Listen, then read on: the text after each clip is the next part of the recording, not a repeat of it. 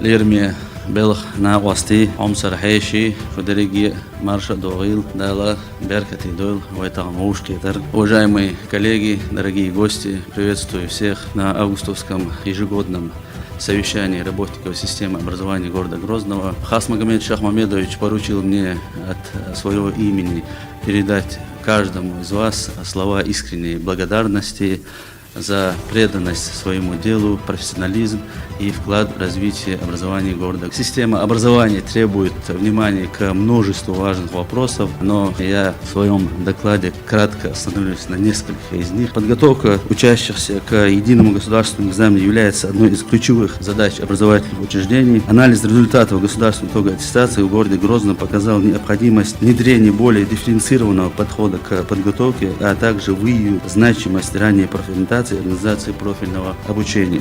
Ученики должны иметь возможность планировать свою образовательную траекторию на основе своих интересов и будущих профессиональных планов. За последние 2 года участники регионального и заключительного этапов Олимпиады значительно возросло. Также с коллегами из города Казани достигнута договоренность о повышении квалификации наших педагогов, поскольку Татарстан входит в тройку лидеров по результатам участия в Всероссийской Олимпиаде школьников.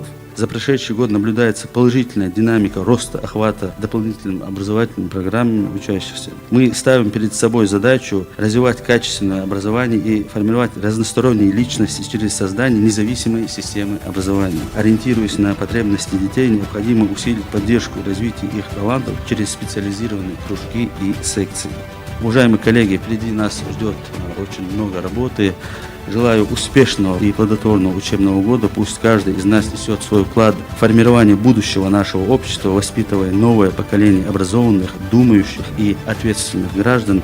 Именно такую молодежь видел первый президент Чеченской Республики, герой России Ахмад Хаджи Кадыров. Лазут Обудойцун, смотря в светлое будущее нашего народа. И завершая свое выступление от себя и от лица всех представителей системы образования города Грозного, хочу выразить искреннюю благодарность руководству региона в лице главы Чеченской Республики, героя России Рамзана Ухматовича Кадырова, президента регионального общественного фонда Имани Несиевны Кадыровой. Следуя примеру своего отца, глава республики создает все необходимые условия для обеспечения качественного образования, а президент регионального общественного фонда оказывает всю необходимую помощь для реализации всех образовательных инициатив.